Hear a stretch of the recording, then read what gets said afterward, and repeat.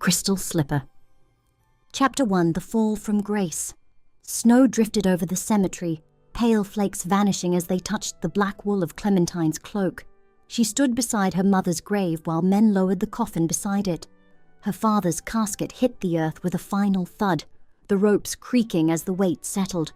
The Baroness had gone first, the fever burning through her in days.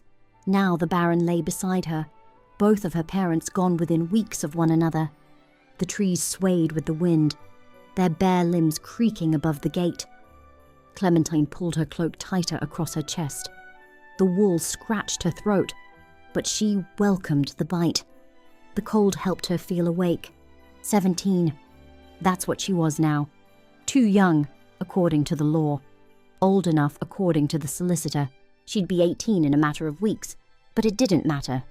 The estate, the house, the ledgers, all hers. He'd said so yesterday in the study, standing near the hearth but never warming his hands. His gloves stayed on. His eyes stayed low. When he reached the part about a guardian, he flipped the page fast, like the ink might burn. The iron gate stood open. Gravel shifted. A woman stepped inside. Black silk swept across the stones as she walked. Her spine stayed straight, chin raised. Each step marked the ground like a claim. Behind her came two figures. The girl, about her age, moved as if her shoes weighed more than her body. Copper curls pinned close to her scalp. Blank stare. Her hand brushed the hedge, slow and dragging. The boy didn't match her pace. He stood at the edge of the path, one step behind the others. His gaze found Clementine's across the lawn. His mouth didn't move, but he nodded once before turning away and following them in. The front door opened wide. Clementine waited near the threshold. She didn't speak. The woman stopped in front of her. "I'm Hilda Redgrave, appointed guardian. These are my children, Matilda and Matthew." Clementine studied her. "A guardian? My father didn't arrange that. He's dead." Hilda's tone cracked like snapped twigs. "So is your mother."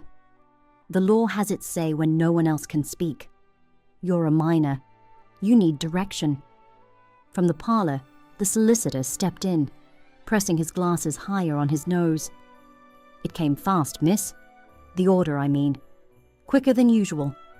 Your father's will named his business partner as interim." Hilda opened her cloak and handed over a folded sheet. He declined. "I made the offer. Someone had to take charge. The girl can't run a manor alone." The solicitor read the seal, then the script beneath it. When he finished, he passed the paper back without a word. His eyes met Clementine's. She saw it there, something unspoken, heavy and bitter. She didn't know about the bribe, not yet. 300 gold, passed hand to hand behind a locked door while she sat in the next room with cold tea and a blank stare. The truth would reach her later, that the magistrate signed too quickly, that Hilda had paid to be named guardian, and there were stories. Townsfolk spoke her name in hushed whispers. 2 husbands buried too young. A child lost under strange circumstances. Talk of curses. Talk of dark magic. But that was still ahead. Right now the wind stung her face, sharp enough to draw tears. The gravel gave under her boots. A stranger crossed the threshold with her chin high and her eyes already on the door. "Shall we go to the manor?" Hilda said. It sounded like a question, but her tone made it clear it wasn't. Clementine nodded and followed the woman whose perfume smelled faintly of rosewater and something harsher, a sharp scent that clung even after the wind moved past. They passed through the gates. The carriages waited, horses stamping and shifting in the cold. Clementine looked back. The graves were almost covered, dirt piled over them in uneven mounds. The gravediggers kept at it, their shovels punching into the frozen ground. She climbed into the carriage without speaking.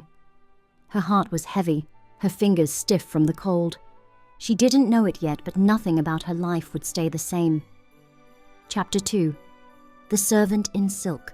6 months crawled by. Clementine woke before the sun. The attic room had low ceilings and walls that trapped the cold. A cot with a lumpy mattress sat in one corner, next to a chest that rattled when opened. A cracked mirror leaned crooked on a nail, splitting her reflection down the middle. Her fingers worked slowly through the routine: dress, boots, hair. Her skin ached under the worn cotton. Her finer clothes had vanished not long after Hilda arrived. No explanations. They were just gone. Frost covered the window, curling into pale shapes across the glass. Beyond the gardens, the trees stood bare. She breathed into the air and watched a white cloud form, then headed down the narrow stairs to the kitchen. The fire was out. Again. She set the logs in place with stiff fingers. The cold bit through her sleeves as she struck the flint. Sparks fell onto the kindling. A few caught. The flames built slowly. Hilda had let the servants go her first week. Every last one. Said they were bleeding money out of the estate. Claimed it was time to be practical. "We have Clementine now," she'd said. Her voice carried to every corner of the manor. "Strong as an ox and twice as useful. Why feed others when she already eats what's ours and sleeps under our roof?" Ours. As if the title to the house didn't bear Clementine's name. As if the coins in the locked chest weren't part of her inheritance. As if all of it hadn't been pulled away. First the silks, then the comfort, then the sense of being safe in her own home. She added a thick log to the fire. Flames snapped and reached up through the wood. The warmth stayed close to the hearth, not touching the stone floor beneath her knees. Her hands showed the work, dry, cracked, shaped by the chores she'd taken on in silence. She stared into the flames. For a moment, she could almost see her mother again, sitting by the fire with embroidery in her lap. Her father's voice in the next chair, steady, reading verses neither of them ever finished. That life felt like something she'd read about, someone else's story. She sighed. It was time to make breakfast, and she knew what would happen if it was late. Clementine pressed the dough into the sides of the bowl. Flour lifted into the air with each turn. Morning light spilled across the counter, soft and cold. A robin landed on the windowsill and stayed there. Its chest flared red against the frost.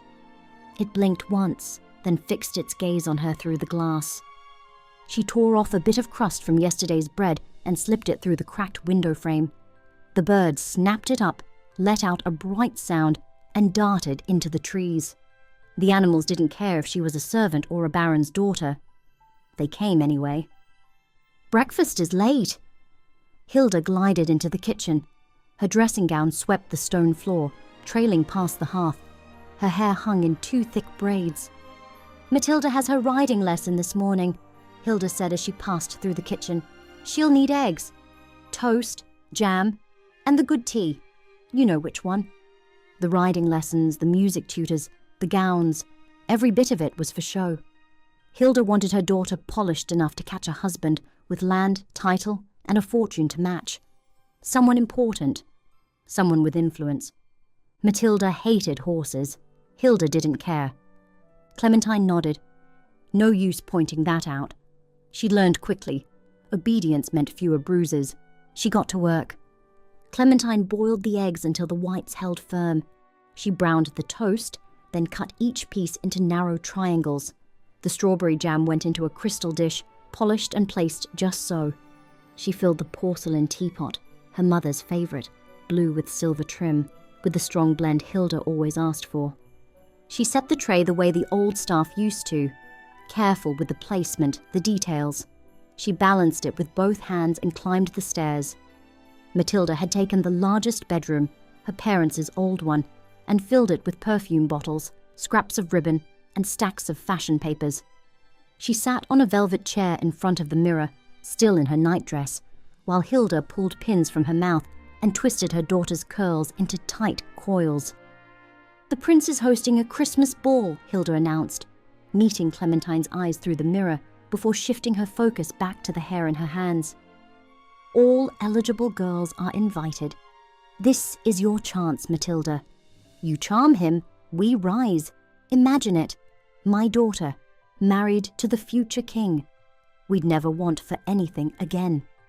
Matilda kept her eyes on the floor.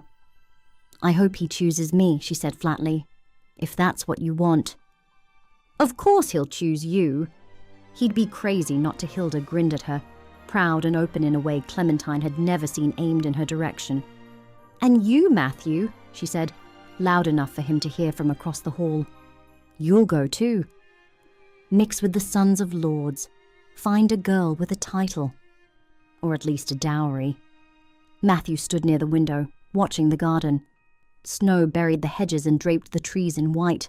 His shirt was plain, sleeves rolled to the forearms, breeches tucked into boots still damp with melting frost. His hair fell over one brow, unbrushed. He looked nothing like his mother or sister. What about Clementine? He asked, entering the room. The invitation said every eligible lady. She's the Baron's daughter. Clementine isn't a lady, she snapped. She's help. She'll stay behind and have supper ready when we return. That's her role. Clementine placed the tray down on the side table and stepped back. She didn't look at anyone as she turned and walked out. The hallway felt colder than the kitchen. She moved down the steps slowly, her hands balled at her sides. Something heavy pressed against her ribs. Not grief exactly, not just anger, something in between. She'd thought about leaving. The idea came at night sometimes, when the house was quiet and she could hear mice scratching behind the walls. But the manor still belonged to her. The land, the ledges, the name carved in stone above the door. If she walked away, Hilda would take it all without a fight. She'd sell off the furniture, drain the accounts, and call it hers. Staying meant work, bruises, silence. But staying also meant she could keep watch. She could wait, bide her time. And one day, the estate would be hers, in more than name. Chapter 3. The Crystal Wish. The ball was 2 weeks away. Clementine scrubbed near the base of the stairs, working at a line of soot that clung to the marble. Her knees ached against the stone. The thin cotton of her dress offered no protection. The bucket bumped her ankle as she dipped the brush again. Water hit the floor in short splashes. She kept going until her hands went numb from the cold. Heat was rationed now. Only the drawing room, bedrooms, and kitchen got wood. Everything else stayed cold enough to sting. I can see dirt from here, she heard Hilda's voice calling as she walked down the stairs. I expect it to shine by noon, and try not to be lazy about it. Clementine dipped the brush again. Yes, Mom, she replied. Her hands were cracked, pink along the knuckles and raw at the base of her thumbs.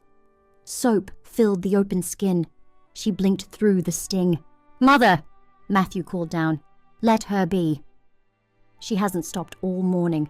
Quiet, Matthew. Hilda waved him off. Take your sister to the dressmaker.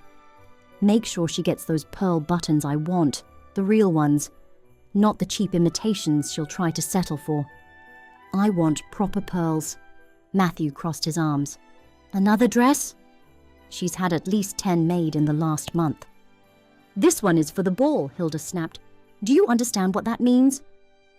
Once Matilda is princess, we all benefit, even you. Now stop sulking and do as you're told. Matthew let out a long breath. Fine. He reached for his coat. Good boy, Hilda said. Now hurry. You can't waste daylight. They left, their voices fading down the corridor. Only the sound of Clementine's brush remained, back and forth, over the marble. Steady rhythm, no thought, just movement. Once the floor shone, she carried the bucket outside. The air hit her straight in the face, sharp, clean, bracing after hours trapped in the stale hush of the manor. Her breath clouded in front of her as she stepped into the garden. Winter had stripped the place bare. The trees stood skeletal against the sky. The fountain had frozen solid. Snow covered the hedges in heavy drifts, their green buried under white. The paths lay untouched, except where small feet had crossed. Fox, bird, rabbit, tracks pressed into the powder like faint signatures. She sat on the stone bench by the hedge maze. The cold pushed through her dress and into her spine, but she didn't move. Cold was better than the numbness that had settled into her over time. It had weight. It felt real. At the edge of the woods, something stirred. A deer stepped into view, ears flicking. Then another, smaller. Then a third. Breath curled from their noses as they moved slowly across the snow. Their hooves left delicate prints behind them. The largest doe stopped in front of her, head low, nose twitching. "Hello," Clementine called. "Hungry?"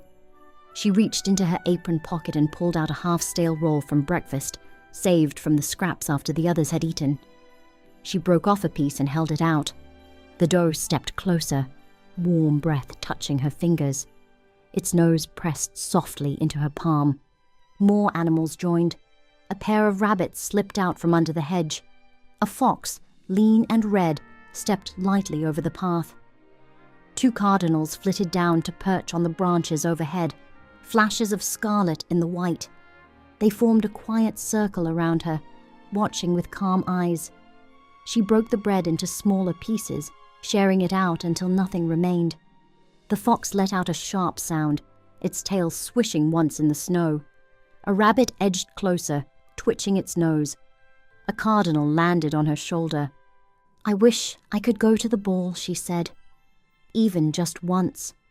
To wear a dress that isn't rags. To dance with someone who doesn't see me as a servant. For one night, just to feel like myself again." She looked down at herself, at the dress worn thin at the elbows, hands rough from scrubbing, hair tied back with a bit of string that had once held a bundle of herbs. Snow drifted down. The animals held their circle around her, silent witnesses to a wish that seemed foolish even as she spoke it. Chapter 4. The Night of the Ball. The manor swelled with noise and movement. Clementine tightened Matilda's corset, the cords biting into her palms. Matilda gripped the bedpost, her face red. "Is it tight enough?" she asked. "Tighter," Hilda ordered. "She needs a waist that looks delicate." Matilda winced.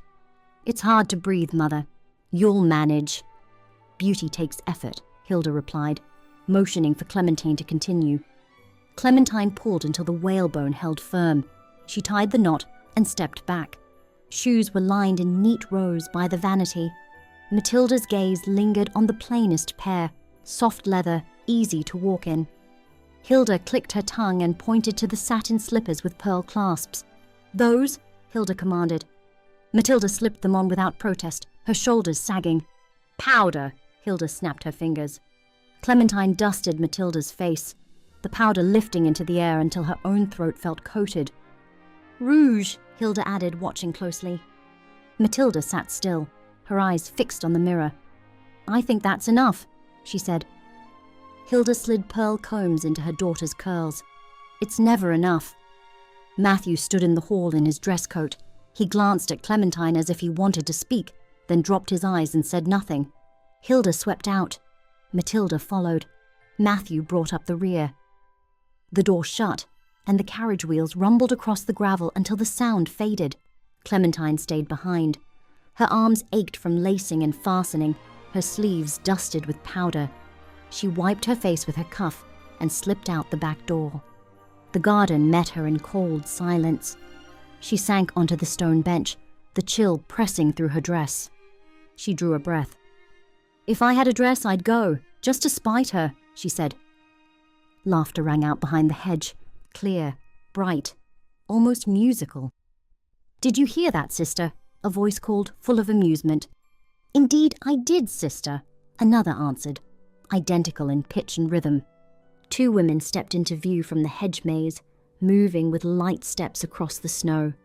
They were mirror images, silver hair stacked high in curled buns, long gowns that shimmered with every step, and eyes lit with something playful. Each one held a crystal wand, and when sunlight hit the stones, rainbows danced across the snow. Clementine jumped up. "Who are you?" she asked. "We're your fairy godmothers," said the first. "Both of us," added the second, flashing a grin. "Twins," the first one added. "I'm Lavender," said the first. "And I'm Rosemary," the second added, grinning. "My what?" Clementine looked from one to the other, unsure if she'd fallen asleep in the cold or simply gone mad from hunger. "Fairy godmothers," the first repeated, as if it were the most natural thing in the world. "Christmas wishes have power. If a kind heart wishes hard enough, magic listens." She gave her wand a tap against her palm. Sparks flew from the crystal like fireflies. "You want to go to the ball?" she asked. "Then you'll go to the ball," her sister declared, flicking her wand with a flourish. Clementine's heart jolted. "I don't have a dress," she said, "or a carriage, or shoes. I can't show up at the palace without Hilda noticing me." "Hush," said Lavender. They circled her, taking in every thread, every tear, every scuff. They didn't seem alarmed, only focused. "We'll handle it," said Rosemary. "The dress, the ride, the shoes, everything. But you have to agree to one thing, Lavender," pausing in front of her. Clementine swallowed. Her fingers curled into her skirt. She'd heard stories. Magic didn't always come free. "What is it?" "When midnight strikes," explained Lavender, "you leave." "All of the magic fades at 12, added Rosemary. Clementine nodded, still in shock. "I understand," she answered. "Good," said Lavender. She lifted her wand and aimed toward the garden wall. She squinted, then lowered it again. "No pumpkin," she muttered. "Of course not. Who grows pumpkins in December?" Her sister scanned the frost-bitten garden. "We'll need something else." Clementine stood and rubbed her hands against her skirt. "There's turnips in the cellar." Rosemary wrinkled her nose.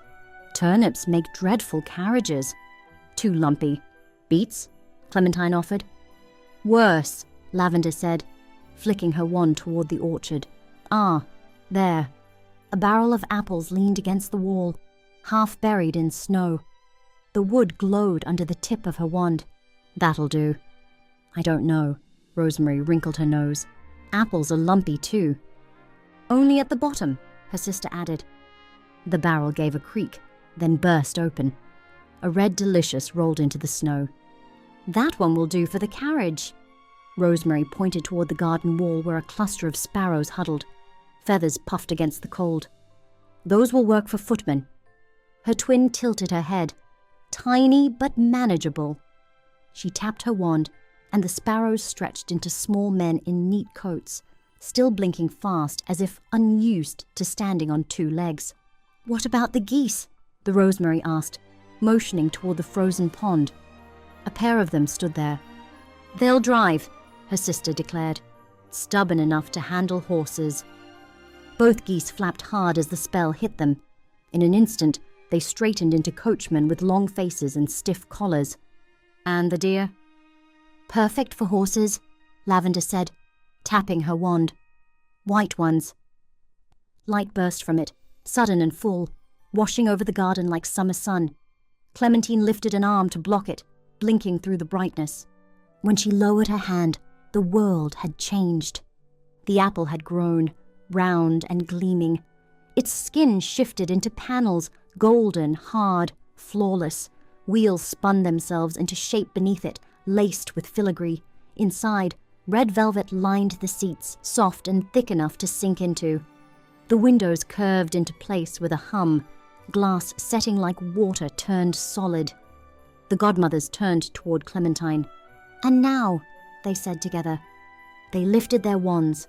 Light swirled around her. It started at her feet, moving up like a rising tide.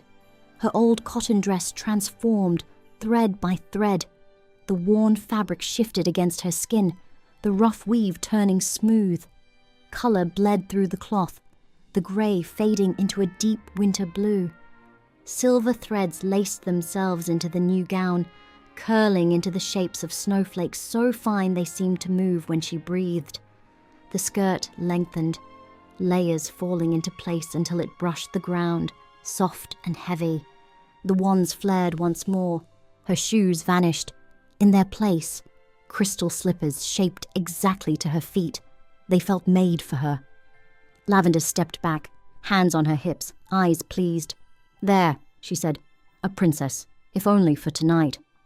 "Remember," Rosemary warned. "Midnight, not a minute later. The magic fades at 12, and you don't want to be caught in that coach when it becomes an apple again." "I'll remember."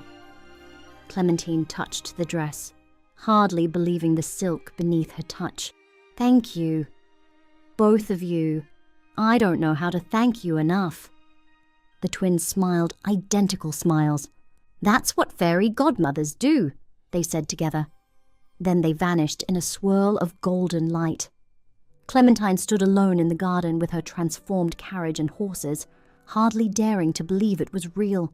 The gown clung close at the bodice before flowing wide at the waist, the skirt cut full enough for dancing. The sleeves brushed her wrists, sheer and edged with delicate stitching. The color shifted with each movement, blue deepening to silver where the fabric caught the light. It was elegant, regal, and unlike anything she had ever imagined for herself. One of the footmen opened the carriage door and bowed.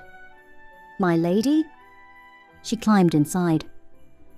The seat was soft beneath her, softer than anything she'd felt in months. The door closed with a click. The coachman cracked his whip, and the white horses leaped forward, carrying her out of the garden, down the drive toward the palace and the Christmas ball and one night of magic. Before midnight struck and everything ended, she looked back once. The manor stood cold and dark against the winter sky, all its windows empty. Hilda was inside, probably planning Matilda's triumph at the ball. She didn't know that the servant girl she'd broken and humiliated was riding to the palace in a coach made of magic and wishes. For one night, Clementine would feel like herself again. The Baron's daughter, a lady, someone worth looking at. Just for one night. Chapter 5. The Prince and the Dance. The palace blazed with light against the dark December sky. Every window glowed gold. Music spilled out into the winter air, bright and joyful. Carriages lined the curved drive, noble families descending in their finest silks and velvets and furs. Clementine's coach joined the line. When it was her turn, a footman opened the door and helped her down. She stood at the base of the palace steps, looking up at the massive doors thrown open to welcome guests. "Announcing Lady Clementine of Thornfield Manor," the herald called out as she entered the ballroom. Every head turned. Whispers rippled through the crowd like wind through wheat. Clementine descended the grand staircase, her crystal slippers clicking against marble. The sound seemed impossibly loud in her ears. She spotted Hilda and Matilda near the refreshment table. Hilda's eyes swept the ballroom, searching for the prince. Clementine didn't wait to be noticed. She slipped behind an ice sculpture of a swan, her heart racing at the thought of them seeing her there. Matthew stood apart from his family, looking uncomfortable in formal dress despite his fine clothes. His gaze found Clementine across the room, and his eyes widened with recognition and surprise. He started to move toward her, but a girl in yellow caught his arm, pulling him toward the dance floor with flirtatious laughter. "May I have this dance?" a voice asked beside her. Clementine turned. A young man stood before her, tall and handsome in a blue velvet coat that brought out the color of his eyes. His dark hair fell to his shoulders in waves. His face was kind but carried a hint of melancholy, as if he smiled out of duty rather than joy. She recognized him from portraits she'd seen in her father's study, from coins that bore his profile, from descriptions in the newspapers her father used to read aloud at breakfast. "Prince Thomas, Your Highness," she curtsied, her dress pooling around her like water. "None of that." He took her hand. "Tonight, I'm just Thomas." "Dance with me?" She let him lead her to the floor. The quartet in the corner began a waltz, the music swelling through the ballroom. Thomas was an excellent dancer, guiding her through the steps with gentle confidence. They moved together as if they'd danced 100 times before, perfectly matched. "I don't recognize you," Thomas observed after the first turn. "Have we met?" "No, Your Highness," Clementine replied. "Thomas, please," he insisted. "I tire of formality. Everyone calls me Your Highness or my Lord or Prince. Sometimes I forget I have an actual name." He spun her under his arm. "You're beautiful, but you seem sad. Why?" "I'm not sad," Clementine answered honestly. "I'm grateful. This night is a gift I never expected to receive." "Then why do you hold yourself as if you might break?" he asked with surprising perceptiveness. As if you're afraid this will all disappear." She looked at him, not because of the compliment. People had given her those before, but the way he said it made her pause. Like he wasn't admiring the gown or the way the light hit her hair, like he saw her underneath all of it. "Because I might," she said. "Because it will." They danced again, then again. 3 songs, then 4. On the 5th, the tension in the room shifted. Women along the walls watched with stiff shoulders and sharp eyes, their fans moving in quick bursts. Matilda stood stiff beside her mother, red-faced and glaring. Hilda's jaw had tightened. Thomas didn't notice, or he didn't care. He only looked at Clementine. "Come with me," he said, "just for a moment." He took her hand and guided her across the floor, past nobles with polished shoes and painted smiles, past servers holding silver trays and flutes of champagne, past the open doors and into a side corridor that led outside. The balcony overlooked the palace gardens. Snow had begun again, light and slow. It clung to the tops of hedges and dusted the balustrade. The air smelled of pine needles, roses still clinging to winter stems, and smoke from the chimneys. "I hate these events," Thomas said, leaning on the stone railing. "Every person in there wants something. A marriage, a deal, power. I can feel it every time someone speaks." "I didn't need anything," Clementine said. "For the first time in months, I feel like myself again." "What happened months ago?" he asked.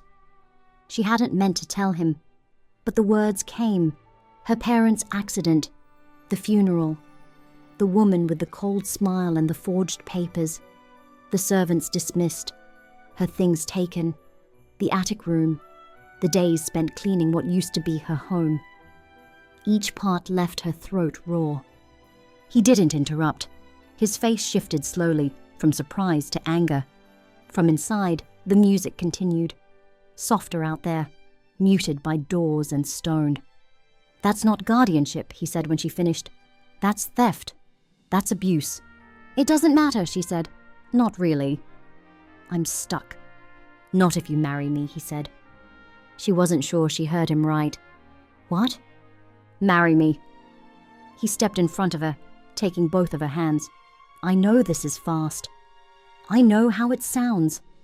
But when you walked into that room, something struck me. My father hammers me about this every day," Thomas admitted. "Pick a bride. Secure an alliance. Settle the court. Every dance I've had in that room has been with a girl already measuring the size of the crown on my head." "And you think I'm different?" she asked. "Yes." His voice cut through the winter air. "You don't circle around me with flattery. You don't hide what you've lived. You look me in the eye, and for once, I feel like someone sees me. Not the air, not the prize, just me." She didn't know what to say. "Marry me," Thomas urged, his eyes searching hers. "Before duty forces me to someone else. Before I lose the only person who's made me believe happiness might actually be possible." A bell rang out from somewhere deep inside the palace. 1. "I have to go," Clementine said, her voice sharp with panic. She pulled her hands from his. 2. "Wait," Thomas said, reaching for her. 3. "I'm sorry." She backed away, already turning. "I can't explain." 4. She ran. 5. Her gown tangled around her legs as she pushed through the ballroom. The crowd broke apart in shock as she ran past. 6. Hilda's voice cut through the music, loud and sharp, but Clementine didn't stop to listen. 7. She flew down the stairs, her crystal shoes clattering against marble. 8. The carriage waited at the base of the steps, the horses shifting, their breath fogging the air. The coachman caught sight of her and straightened, urgency in their movements. 9.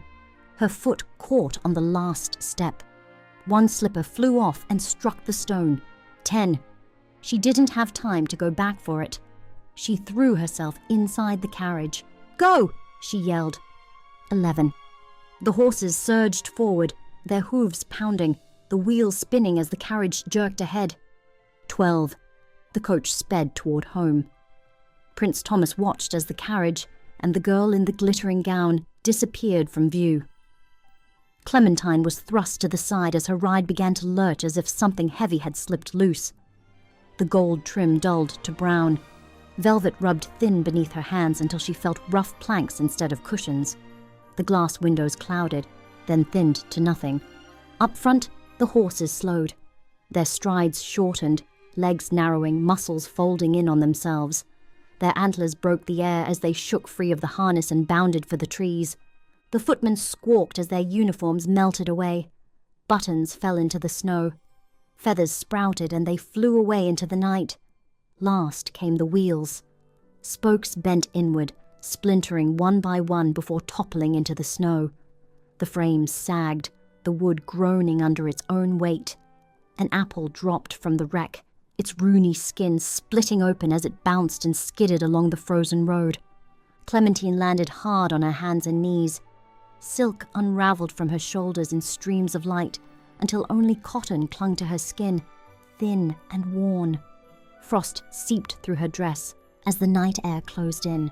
Her remaining slipper slid loose, its cut glass catching the glow from the palace far behind her. She looked back once, saw the hill lit with music and fire, then picked up her shoe and ran barefoot toward the woods. Chapter 6. The Search. Thomas began the search the next morning. His council protested. Nobles scoffed. His father warned him to slow down. "You danced with her for one night," the king said. "There's time to be reasonable."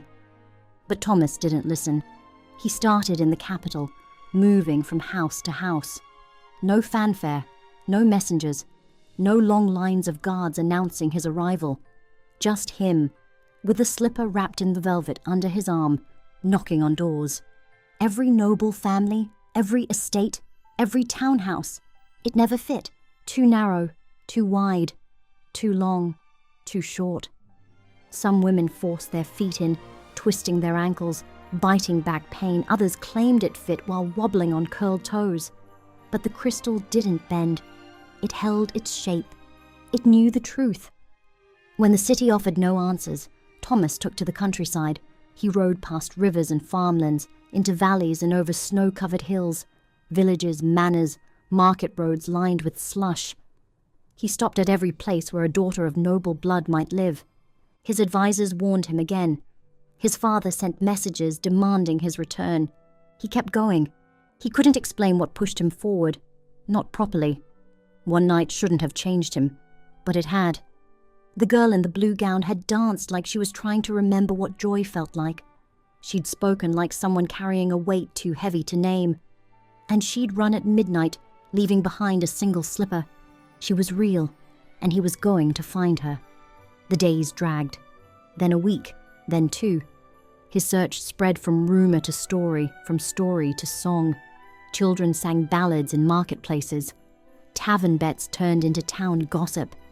3 weeks after the ball, he reached Thornfield Manor.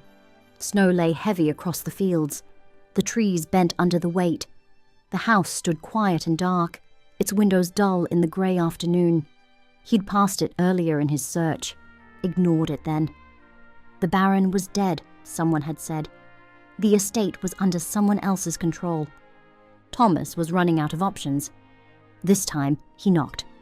Matthew answered the door. Thomas stepped inside, holding the slipper carefully. "I'm looking for the woman who wore this to the Christmas ball. Does she live here?" "My sister Matilda attended your ball," Matthew answered.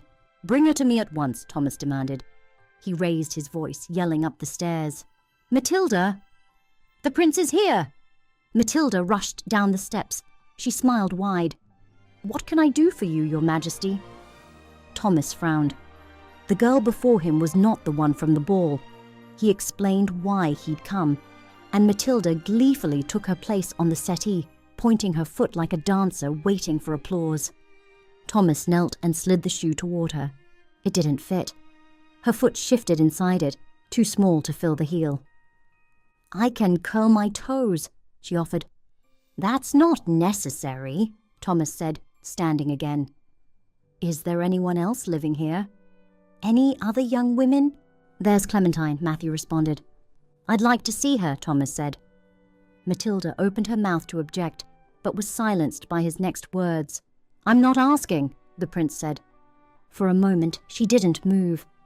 Then her shoulders dropped, and she turned toward the stairs. A door creaked open.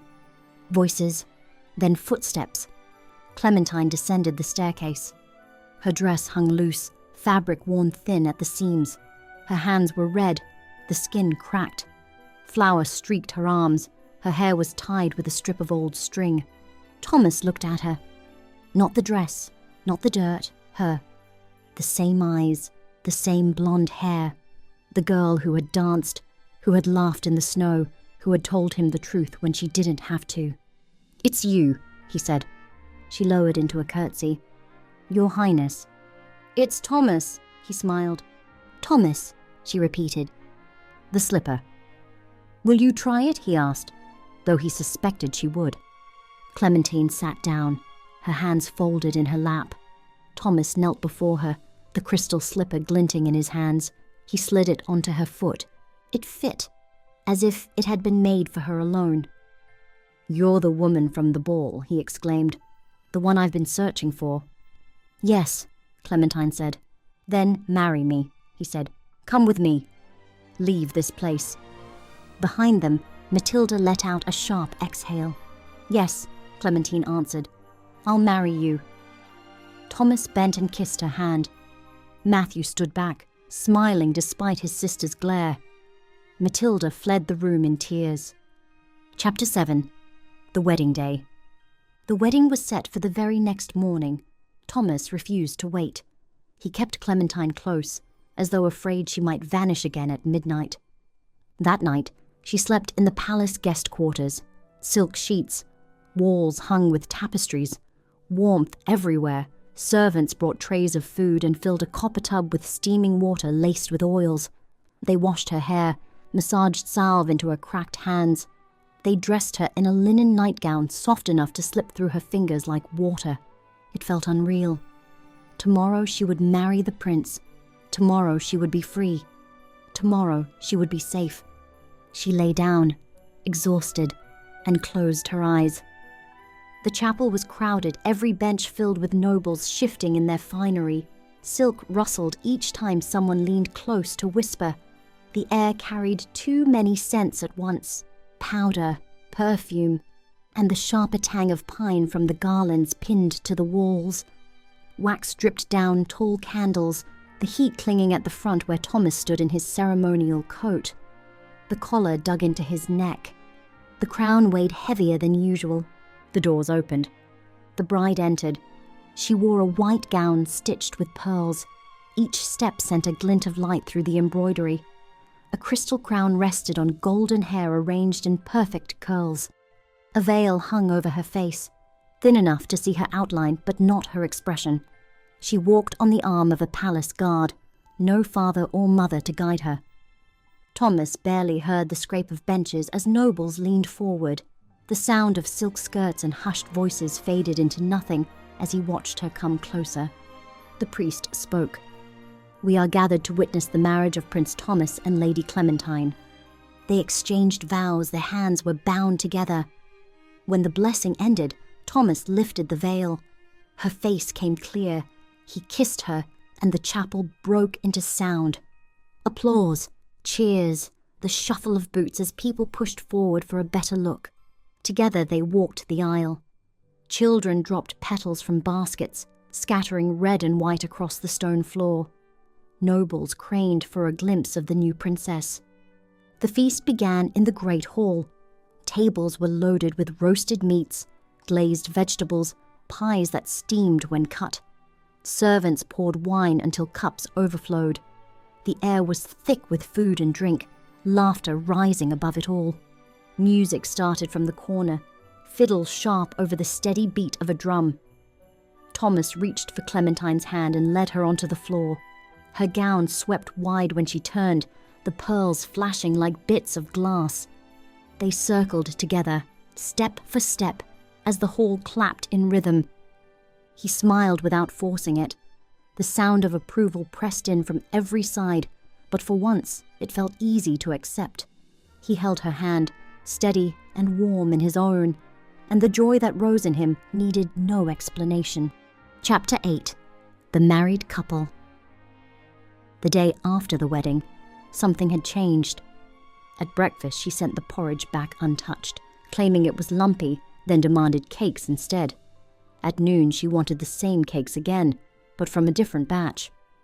When the seamstress brought gowns for fitting, she waved them off as cheap and thin, even though they were stitched from the finest silks. That evening, a maid laid a box of ribbons on the table. Clementine pulled one free, studied the shade, and shoved it back. "Wrong color," she snapped. "Do you want me to look ridiculous?" The maid went pale and lowered her head. Thomas stepped between them before more words flew. He took his wife by the arm and guided her into the next room, closing the door behind them. "Clementine," he said, his tone careful. "At the ball you were gentle. You spoke of gratitude. Now you treat people like—" She crossed her arms, then let them fall again. She traced the edge of the table with her finger. "I know. I hear myself and I don't like it. It's just, everything feels so fragile. I lost my parents. I lost my home. If I act soft, I'm afraid I'll be ignored. So maybe I press harder than I should." Thomas watched her hand circle the wood grain. "No one here is trying to erase you," he said. "Not me." She nodded once, still looking at the table. "I'll do better," she said. "I don't want you thinking I'm ungrateful." Back at Thornfield Manor, Matthew paced the length of the sitting room for what felt like the 100th time. His boots scuffed the same section of rug. The fire hissed behind him. Matilda sat on the edge of a chair, chewing her nails. Her eyes were red. She'd stopped pretending not to be scared. "She's been gone for days," Matthew said. "She's never disappeared like this. Not without sending word." "I don't know where she is," Matilda said, voice raw. "What if something happened? What if someone hurt her?" "Mother always has a plan," Matthew said. But something was off. Deeply off. He froze at a sound near the window. Scratching. He crossed the room and opened it. A robin flitted in, landing on the sill with a burst of wings and sound. It chirped fast and loud, hopping back and forth like it was trying to get his attention. Behind it, in the garden, shapes moved through the snow. A small herd had gathered. Deer, rabbits, a fox, 2 cardinals in the bare branches, squirrels darting across the path. Even a hedgehog nosed out from under a bush. They were all staring up at the house. "What in the world?" Matthew stared at the gathering outside the window. The robin hopped onto the portrait above the mantelpiece, a painting of Clementine at 15, her father's commission. It pecked at the canvas once, twice, 3 times, then darted back to the sill. It repeated the pattern, wings flicking. "I think it's trying to tell us something," Matilda said. The fox yipped. It bolted toward the forest edge, then spun back toward the house, then toward the trees again. The other animals mimicked it. Deer shifting, rabbits hopping, birds rising and circling before dropping back. "They want us to follow them," Matthew concluded. "Outside?" "In the snow." Matilda was confused. "Look at them." "It seems important," Matthew said. "I don't know." Matilda crossed her arms. "This is weird. Have you ever seen animals act like this? Look, Mother is missing, and you and I both know that she dabbles in certain types of magic. It's possible she sent them to get us. She may be in trouble," he answered. Matilda paused, then threw her arms up. "You're right." He grabbed his coat. Matilda pulled a shawl over her shoulders. Together they stepped into the snow, their boots crunching as they crossed the garden. The animals moved in a line ahead of them, slipping between trees. The forest grew thicker, branches heavy with frost. Breath steamed from Matthew's mouth as they followed a narrow path he didn't recognize. They reached a clearing. The snow lay unbroken except for paw prints and footprints glinting in the light. 2 women stood in the clearing. Their hair was silver, wound high in identical coils. Heavy gowns brushed the snow, stitched with thread that caught the weak winter light. Each carried a wand. The woman on the left spoke first. "You came," she said. Her sister gave a small nod. We weren't sure you would. Who are you? Matthew asked. We're Clementine's fairy godmothers, the first said. Both of us. Twins. I'm Lavender.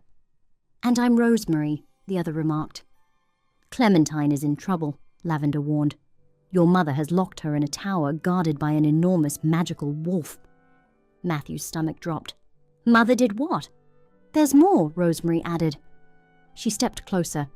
Your mother used dark magic to cast a glamour. She took Clementine's appearance and married the prince in her place. The real Clementine is locked away, drugged, and alone. That's impossible, Matilda doubted. Our mother wouldn't dare. She would, Lavender said.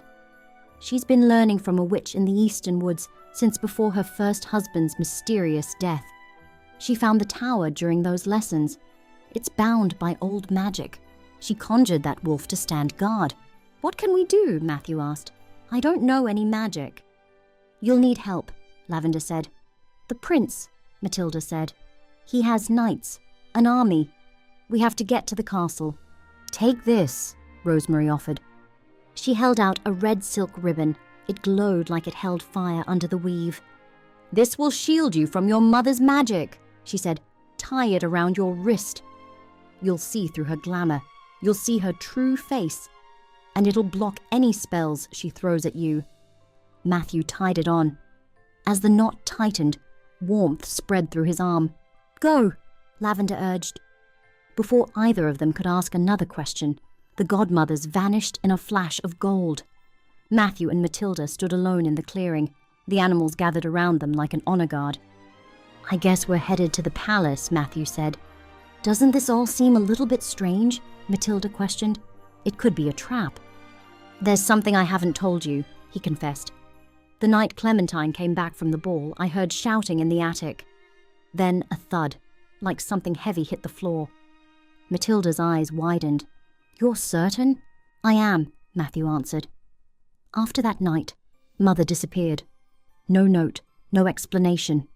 Nothing. Let's get going before it gets dark, she said. They ran through the forest, their breath fogging the air. The fox darted ahead. The birds flew above the path, guiding them from above. They had to move fast. Clementine was still alive, but maybe not for long. Chapter 9. The Tower Quest. Matthew and Matilda arrived at the palace before nightfall. Snow clung to their boots when they reached the palace gates. Their breath came fast from the run through the woods. The animals clustered close. A guard dropped his spear across the entrance. What brings you here? Matthew stopped in front of him. We need the prince. Now. Everyone says that, the guard replied. He doesn't meet strangers at dusk. Matilda stepped beside her brother. We know Clementine. She's our stepsister. We have urgent news for the prince. The guard narrowed his eyes but didn't move. Matthew held his ground. Tell him Matthew Redgrave is here. He'll want to hear what I have to say. The guard studied him, then looked at the animals waiting at their backs. After a pause, he lifted the spear. Wait here. When he returned, he motioned them forward. Follow me. The prince will see you. Matthew and Matilda stepped through the gates. The animals followed behind them. The guard glanced back once, but kept walking. He led them through a narrow hall to a tall wooden door. He pushed it open and waved them inside. Books lined the walls from floor to ceiling. Prince Thomas stood at a long table, his crown resting beside a stack of maps. He straightened as they entered. The guard shut the door behind them. The siblings looked like they'd ridden straight through a blizzard. Matthew's coat hung open, soaked through with melted snow and streaked with mud. His breath came in sharp bursts. Your Highness, he gasped. The woman you married? She's not Clementine. Thomas lifted an eyebrow. What do you mean? She's my mother, Matthew said. She used a glamour spell to look like Clementine. The real one. She's locked in a tower. In the northern mountains. Drugged. Trapped. My mother put her there before the wedding. Thomas stared at him. The room was silent except for the fire crackling in the hearth. This should have sounded insane. A fairy tale gone off the rails. But it didn't. I knew something was wrong, the prince started. She said it was stress, but she's been completely different since the wedding. And her eyes, they'd gone cold. Thomas stayed very still, his eyes moving from Matthew to Matilda.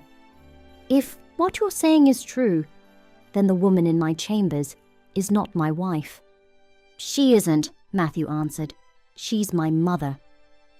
Clementine is alive, but trapped. You've been deceived.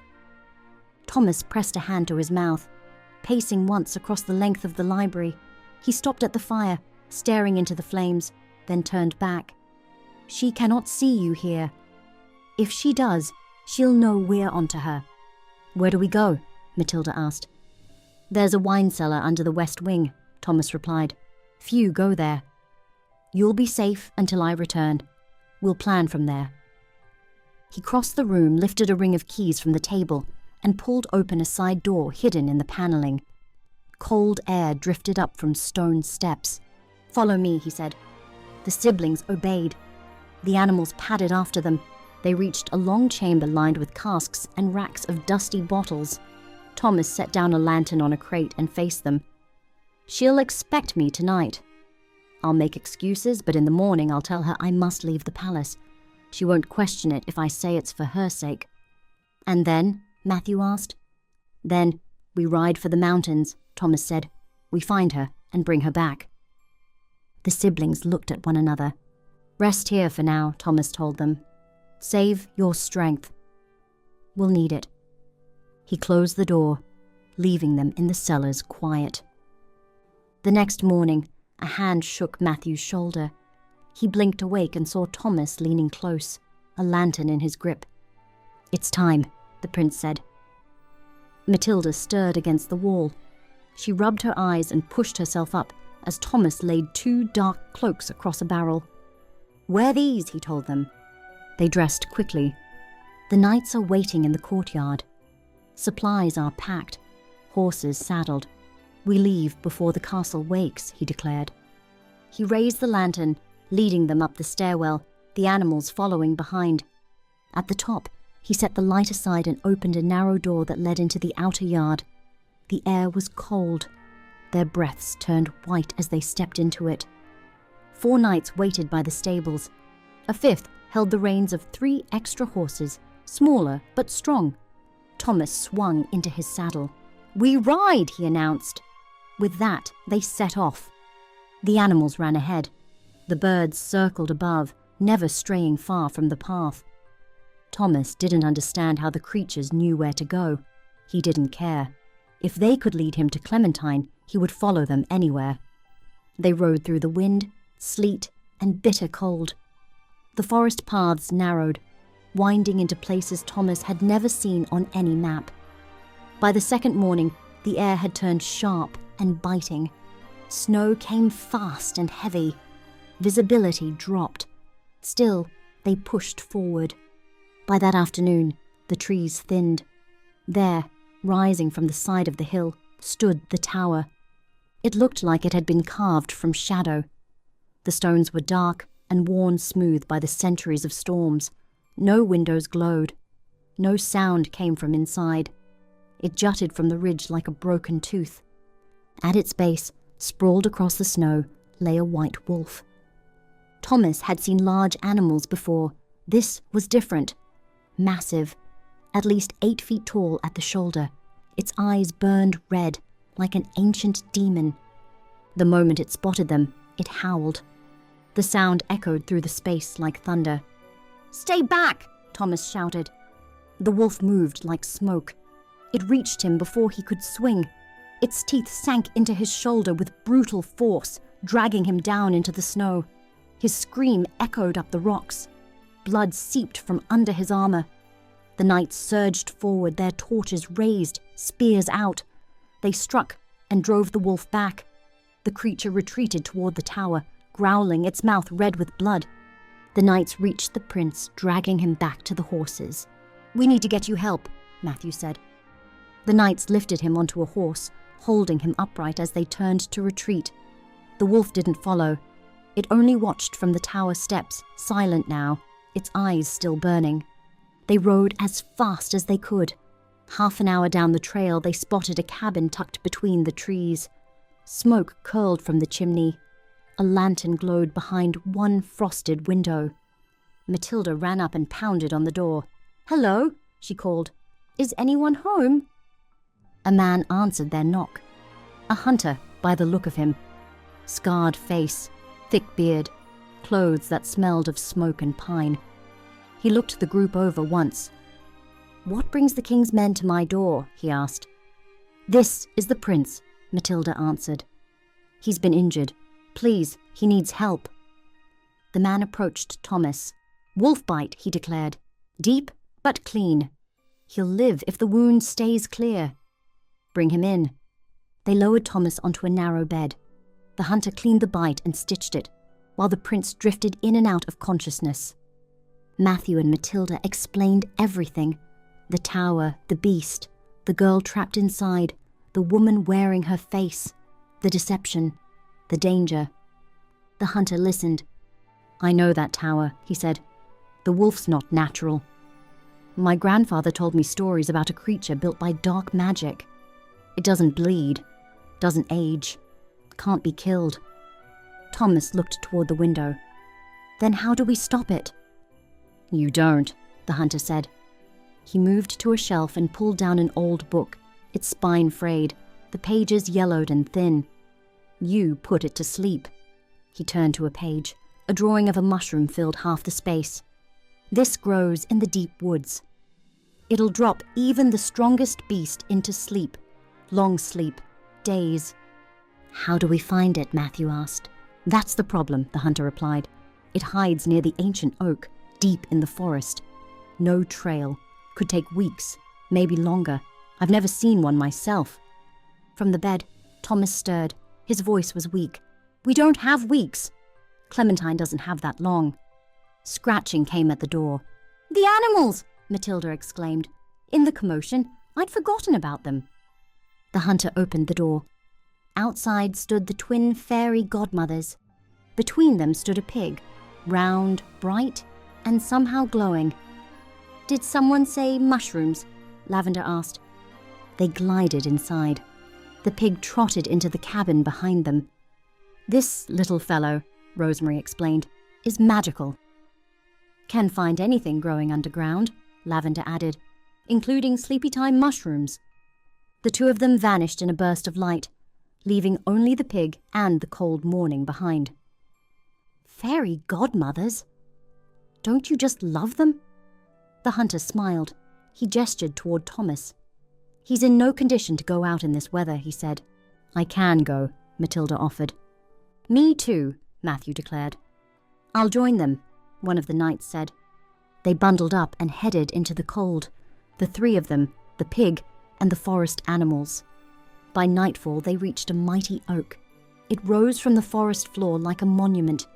As thick as a tower at the base, the bark gnarled and worn, roots like twisted limbs breaking through the ground. 10 men couldn't have circled it arm in arm.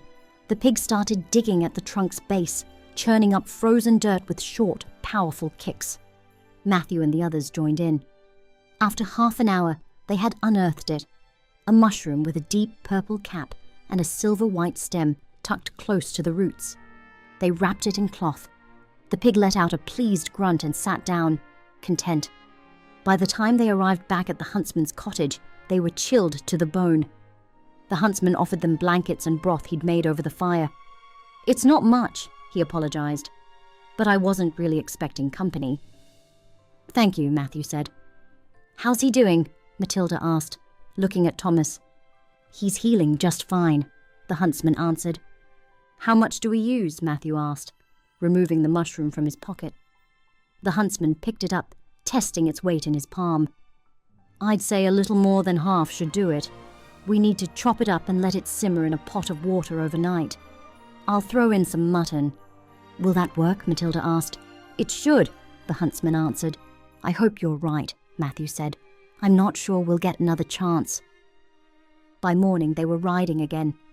The sky stayed grey. The wind bit hard. Thomas barely held to the saddle, his shoulder wrapped in fresh bandages, but he didn't complain. He kept moving. They all did. They were going to Clementine, and they weren't coming back without her. By noon, the black tower loomed ahead, and the wolf was already waiting. It rose slowly, its muscles shifting under thick white fur. Snow slid from its back as it moved, its red eyes locked onto them. Matthew dismounted, a leather pouch in hand. Inside, the meat soaked with mushroom brew gave off a sharp, earthy scent. The wolf growled. The sound rolled across the ground, deep and heavy, like thunder in the distance. "Easy," Matthew said. "I brought you something." He tossed the pouch. The wolf sniffed it, its nose twitching. It hesitated. Despite the spells that shaped it, it still had a beast's instincts. Hunger and caution wrestled behind its eyes. Hunger won. The creature lunged, tearing the meat apart with its teeth, swallowing it in thick, wet gulps. Matthew backed away, slow and steady, until he reached the others. They waited. The wolf kept eating. Then the growls softened. Its eyes blinked slowly, heavy now. Its legs wobbled beneath it. It tried to stand taller, failed. With a low grunt, it collapsed. The impact shook the ground. Snow rained down from the tower's eaves. A moment later, the snoring started, deep, rhythmic, louder than the wind through the trees. "Now," Thomas said, "we don't have much time." They sprinted to the main door. Locked. Thick wood reinforced with iron bands. The huntsman stepped forward, swung his axe. The blade bounced off with a hard clang. "Magic!" he yelled. From behind them, the pig let out a squeal and took off around the side of the tower. They followed. It stopped at a narrow door, half hidden under an overhang. "A servant's entrance," the huntsman said. "Every old place has one. Good work, pig." Thomas slipped in first, followed by Matthew and the huntsman. One of the knights stayed behind to guard the path and watch the wolf. Inside, the stairwell wound upward in tight circles, the air cold and dry. Their boots struck stone with quick, echoing steps. Halfway up, they stopped. Something blocked the stairs. 7 skeletons stood shoulder to shoulder across the landing. Rusted armor clung to brittle bones. Dull swords and axes hung in their hands. Green light flickered inside their hollow skulls, pulsing with each breath of cold air. "More magic," Thomas sighed. He drew his sword. The skeletons surged forward. Thomas struck first. His sword met rusted metal with a crack that echoed down the stairs. The skeleton's arm broke off at the elbow, the bones scattering across stone. Matthew swung next, his blade catching another across the ribs. The bones clattered but held together, the green light pulsing brighter in its skull. "They won't stay down," the huntsman said. He brought his axe through a third skeleton's spine. It split in two, then pulled itself back together. From below, the sound of wings filled the stairwell. Birds poured up the steps in a rush of feathers and sharp cries. They dove at the skeletons, pecking at the skulls, aiming for the green lights flickering inside. A cardinal struck true. Its beak pierced the glow. The light went out like a snuffed candle. The skeleton collapsed into a heap of bones that didn't move again. "The lights!" Thomas yelled. "It must be the source of their power." More birds joined the attack. Rabbits bounded up and knocked into skeletal legs. The fox darted between them, quick and low. Matthew and the huntsman focused their strikes on the skulls now, cracking through bone to reach the magic inside. One by one, the lights went dark. One by one, the skeletons fell. The last one crumbled as Thomas drove his sword through its skull. The green glow faded, leaving only bone and rust and silence. Thomas pressed a hand to his shoulder. Blood had seeped through the bandage. He ignored it and kept climbing. At the top, a heavy door blocked the way. Matthew threw his weight against it. The wood held. The huntsman joined him. On the third hit, the hinges gave. The door swung inward with a groan. Cold air rushed out to meet them. The chamber was small, the walls bare stone. A single window let in grey winter light. In the corner sat a narrow cot with a thin blanket. Clementine lay there, her eyes closed, her breathing shallow. Thomas crossed the room in 3 steps. He dropped to his knees beside the cot. "Clementine." She didn't stir. He took her hand. Her skin was cold, her fingers limp. "Clementine, wake up." Nothing. He shook her shoulder, gentle at first, then harder. Her head rolled to the side, but her eyes stayed shut. The huntsman checked her pulse. "She's alive." "Barely. The magic's too strong. Whatever she's been given, it's deep in her blood now." "There has to be something we can do," Matthew said. "We didn't come all this way to lose her." Thomas stared at her face, pale, still. He'd found her, but she was slipping away. Then he remembered. Stories his mother used to tell before she died, curses broken by a kiss. He'd always thought they were just stories, but what if they were true? He leaned down, his lips brushed hers. For a moment, nothing happened. The room stayed cold. The wind howled against the tower. Matthew shifted behind him, waiting. Then her fingers moved in his hand. Her eyelids fluttered, opened. She stared at him, confused. "Thomas?" "I'm here." His voice broke on the words. "You're safe now." "I thought I was dreaming." She tried to sit up. Her arms shook. He caught her, holding her steady. "You're not dreaming. I found you. I'm sorry it took so long." She pressed her face against his chest. Her shoulders shook, but no sound came. He held her, one hand in her hair, the other around her back. "She locked me in here," Clementine said, "the night I came home from the ball." She was waiting in the kitchen. "I don't remember anything after that." "Mother," Matthew said. "She's at the palace," Thomas told her, "wearing your face. She married me in your place." Clementine pulled back. "What?" "A glamour. Dark magic. She made herself look like you. The wedding, the vows, all of it. I thought I was marrying you, but it was her. That marriage can't be legal. You were duped." The words came flat, like something broken. "No," he agreed, "but I want a real wedding. You and me. No magic, no lies." She searched his face. "You came for me." "Thank you." "Of course I did." He brushed hair from her forehead. Matthew stepped forward. "We need to get you out of here. The wolf won't sleep forever." The huntsman lifted Clementine from the cot. They moved down the stairs as fast as they could go. The knights led, checking each corner. The animals followed behind. At the base of the tower, the wolf still slept. Its sides rose and fell with deep, rumbling snores. They edged past it, slow and quiet, until they reached the horses. The huntsman set Clementine on Thomas's mount. Then the prince climbed up behind her. She leaned against him, her head on his shoulder. "Let's go home," he said. They rode hard through the snow. Chapter 10. The Return. The great hall blazed with light and noise. Every candelabra burned. Garlands of pine hung from the beams, tied with red ribbon. The long tables groaned under platters of roasted meats, honeyed cakes, and steaming bowls of spiced wine. Nobles crowded the benches, dressed in their finest velvets and furs.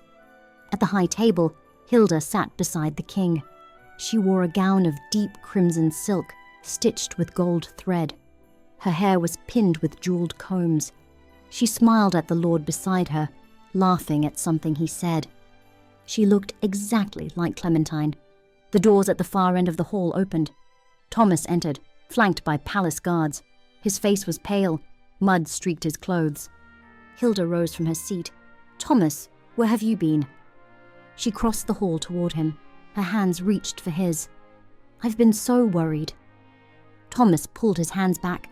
"Stay where you are." She stopped. Her smile faltered. "What's wrong?"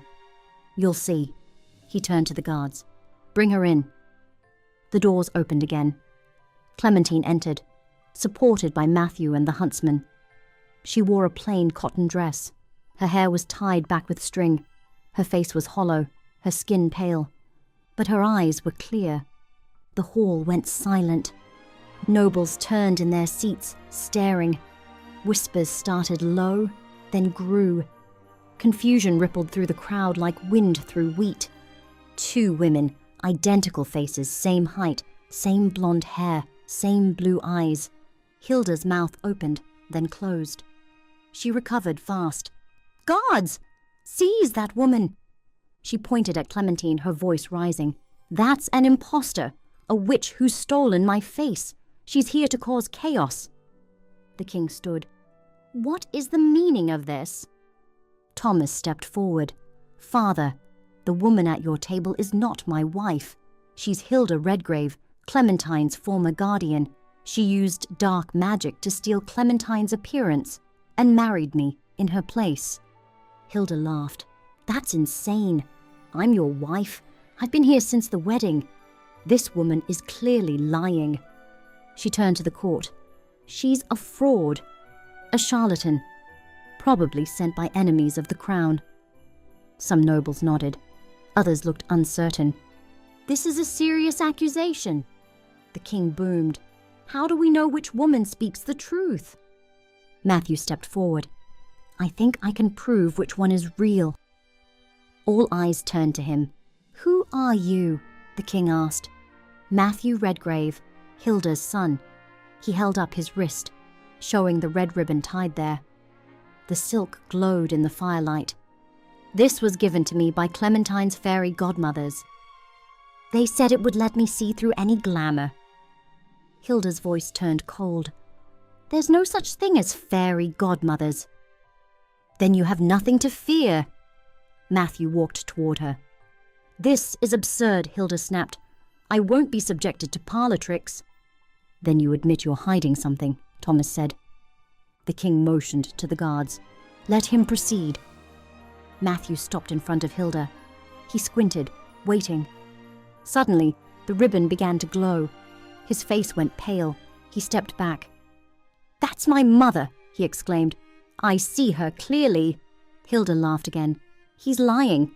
He's been paid to lie." "Prove it then," Matthew said. "Let me tie this ribbon on your wrist. If you're really Clementine, nothing will happen." "I don't have to prove anything." Hilda's voice went hard. "I'm the princess. You're nobody." "You're afraid," Thomas said. "I'm not afraid of a piece of silk." But Hilda took another step back. The king's voice cut through the tension. "If you have nothing to hide, submit to the test." Guards moved to Hilda's sides. She struggled, but they held her tight. Matthew approached. He began untying the ribbon from his wrist with his free hand. "Hold still!" "Don't touch me," Hilda hissed. He reached for her arm. Green light sparked from her fingers. Magic crackled in the air. The room gasped. Matilda slipped from her place near the wall. She grabbed a heavy silver candlestick from one of the side tables and swung it hard. The base connected with the back of Hilda's head with a dull thunk. Hilda's eyes went wide. She stumbled forward, the magic sputtering out. Her knees buckled. Thomas caught her before she hit the floor. Matthew seized the opportunity and wrapped the ribbon around her wrist. Light burst through the hall. The glamour shattered. The sound was like breaking glass, high and sharp. Shards of magic fell away, dissolving before their eyes. The woman before them was not Clementine. She was older. Lines creased her forehead and the corners of her mouth. Her hair was streaked with grey. Her eyes were dark, cold and sharp. The crimson gown hung on a frame that was thinner, harder. The court screamed. Nobles pushed back from the tables, knocking over cups and plates. Wine spilled across white cloth. The king's voice cut through the noise. "What is this?" Hilda straightened. The mask was gone, but her spine stayed rigid. "I did what I had to do." "You kidnapped her," Thomas said. "You locked her in a tower and left her to die." "She had everything," Hilda snarled. "Title, land, money. She was born into it. I had to fight for every scrap. All because I wasn't born with the right name." "So you stole hers?" Matthew shouted. Hilda turned to him. "Why didn't you stay quiet? You could have benefited from this. I was going to make you a duke." "I don't want it," Matthew said. "Not like this." Hilda lunged. Her hands reached for Clementine's throat. Guards caught her before she made it 3 steps. They pinned her arms behind her back. She fought, thrashing and screaming. "I deserved this. I earned it. You can't take it from me." The king's voice was ice. "Take her to the dungeons." They dragged her toward the doors. She kept screaming, her voice echoing through the hall.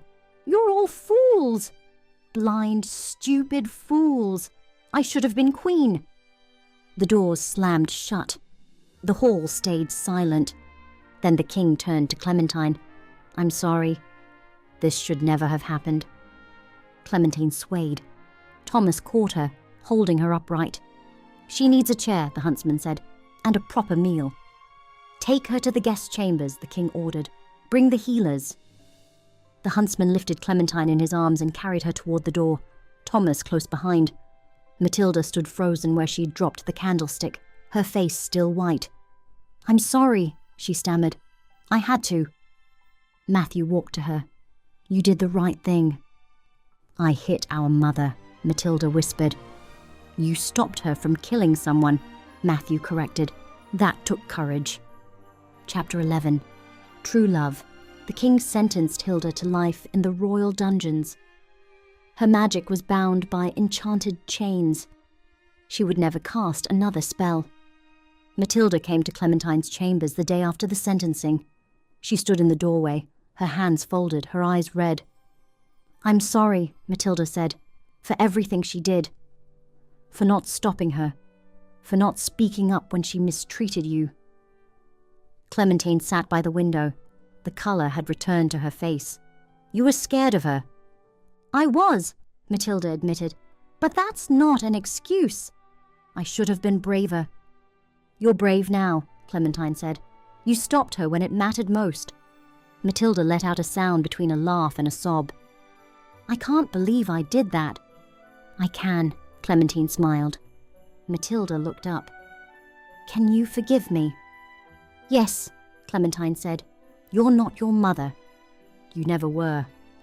Clementine pulled her into a hug. When Matilda left, Matthew was waiting in the hall. "Thank you," Clementine told him, "for the ribbon, for believing me, for coming after me." "I should have done it sooner," Matthew replied. "I heard something that night. In the attic. I should have investigated. I'm sorry." "You were scared too," Clementine said. "She had power over all of you." "Not anymore," Matthew replied. "She's locked away. She can't hurt anyone else." "Good," Clementine said. That evening, Thomas came to her chambers. He knocked before entering. She sat by the fire, a book in her lap. "Can we talk?" he asked. "Of course." She set the book aside. He sat across from her.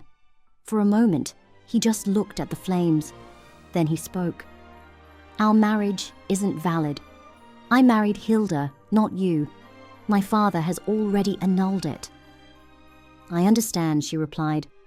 "I want to marry you," Thomas said. "The right way. No magic, no deception. Just you and me, making a choice." "I don't think you do," Clementine said. "You don't owe me anything because of what I went through." His eyes grew wide. "I thought this is what you'd want." "I do want to get married," she paused. "Someday, to the right person when the time is right." "We barely know each other. We shared one dance." "You're right," he replied. "After what I went through with Hilda, I'd like to get to know who I'm marrying before I propose." They laughed. "And I want to reclaim my family home," she said. "I want to rebuild what was stolen from me, bring it back to what it was when I was a child." "I'd like to help you with that," he said. "All right," she smiled. "We start tomorrow. Bring a mop, a bucket, and a broom." "Fine," he answered. "And, after a full day of cleaning, let me make you dinner." "You can cook," she teased. "No," he admitted. "You got me there, but I'll bring Catherine from the royal kitchen. She makes an excellent meat pie." "Deal," she extended her hand. "Deal," he responded with a firm shake. The next morning they left for Thornfield Manor. Snow covered the grounds. The windows were dark, but when they opened the door, warmth greeted them. Clementine stepped into the front hall. The carved bench where her father once sat to pull on his boots still stood against the wall, though its cushion was missing. She touched it, remembering, then moved deeper into the house. The drawing room carried traces of Hilda. Thin drapes hung where there had once been velvet curtains. A table in the corner held a scatter of cards and a half-empty glass of wine.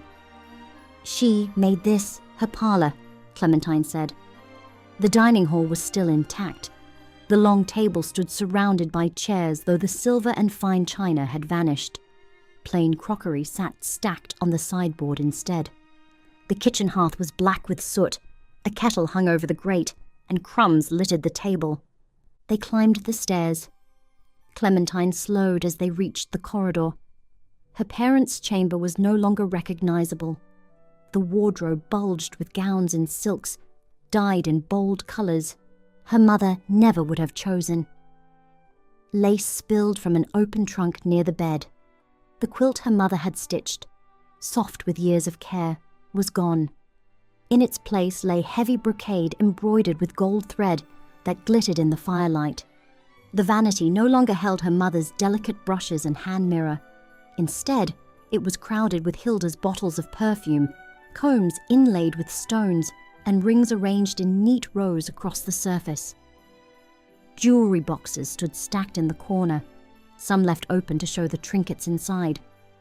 Clementine stood in the doorway. This was theirs, she said. She turned it into a gaudy display. Then she opened the door to her old room. Dresses in shades of red and blue and green hung across the wardrobe doors. Slippers lay tossed near the foot of the bed. Ribbons trailed across the vanity, a comb still tangled with hair. Perfume and powder crowded the tabletop, the sharp scents clinging to the air. This was mine, Clementine said. She stepped inside and brushed her hand along the wardrobe. My father had it built for me when I was 10. Now it's stuffed with her gowns.